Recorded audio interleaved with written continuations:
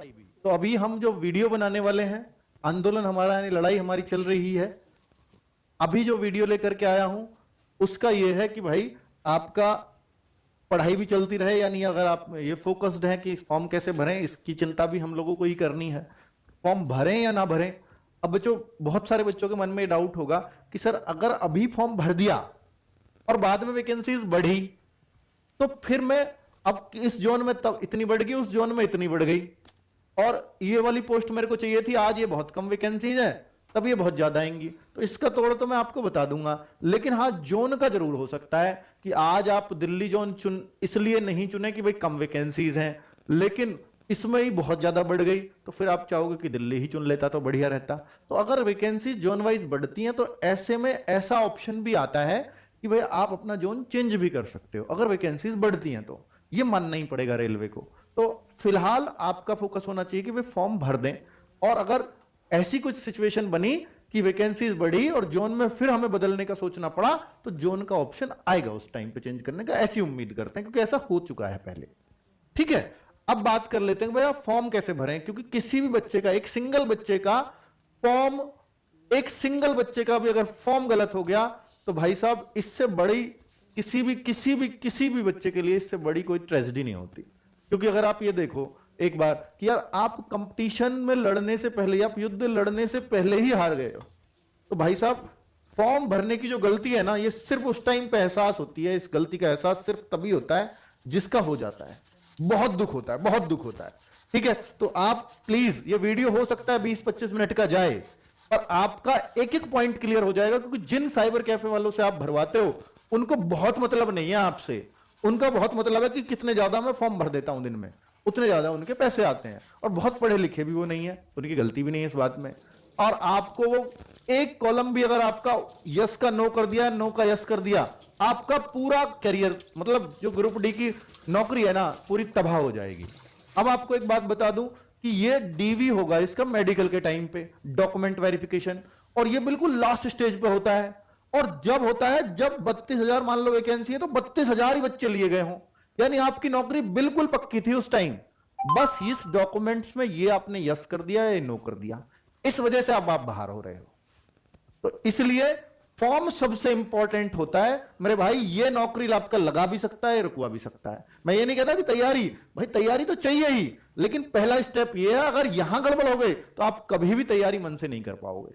तो फॉर्म में कोई गलती ना हो, गलती हो भी जाती है तो भी अगर समय से जागरूक हो तो ये भी करेक्शन की भी डेट दी हुई है, कोई दिक्कत नहीं है, पर कोशिश करो गलती ही ना हो। ठीक है, पहले तो भाई पे क्लिक करोगे, यानी ऊपर वाला ऑप्शन क्रिएट एन अकाउंट।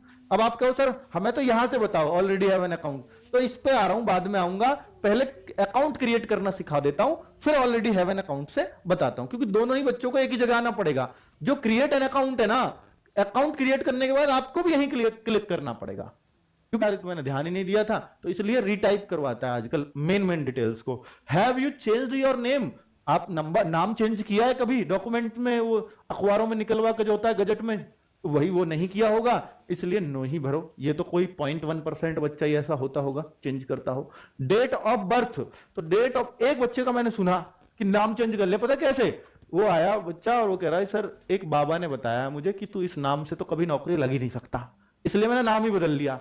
और अब एसएससी के डॉक्यूमेंट वेरिफिकेशन में कोई दिक्कत तो नहीं आएगी, अब इस बात से यूपी के डॉक्यूमेंट वेरिफिकेशन जो चल रहे हैं उसमें दिक्कत तो नहीं आएगी जी।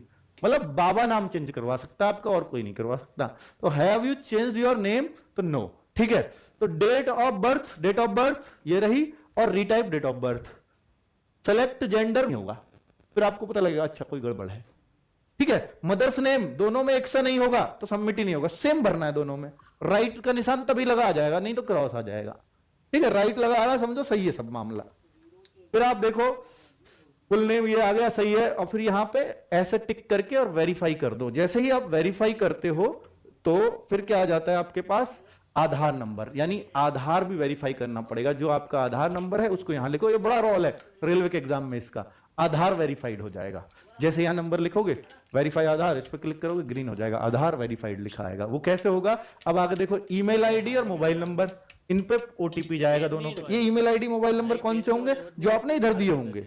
ईमेल आईडी और मोबाइल नंबर यहां भरवाएगा आपसे, इधर भरवाए होंगे, Aadhaar verification, email character, @ special character, वो कुछ भी लिख सकते हो यहां, और 1 एक नंबर लिख दिया, तो ये पासवर्ड चल जाएगा। तो ये पासवर्ड ऐसे कोई पकड़ेगा, वैसे को नहीं पकड़ता, तो ये दोनों जगह भरना पड़ेगा, और फिर ये कैप्चा दबा के आपका अकाउंट यहां तक का काम हो जाएगा। फिर आधार वेरीफाई कर लो, ईमेल एड्रेस फिर से डाल दो, मोबाइल नंबर फिर से मिलो, ओटीपी जाएगा आपका। अगर ओटीपी जाएगा, आपका मोबाइल नंबर होगा तो वेरीफाई करने के लिए यहां भर दोगे, भरते ही पासवर्ड दबा दो, तेजी से करना पड़ेगा ये काम। Create an account, account create, mobile number email दोनों वेरीफाई हो जाएंगे, क्योंकि आपके पास ओटीपी आया है। इसका मतलब वैलिड, वो बच्चे सब देखें जिन्होंने पहले भी फॉर्म भर रखा है, अब यहां से सबके काम की इंफॉर्मेशन है।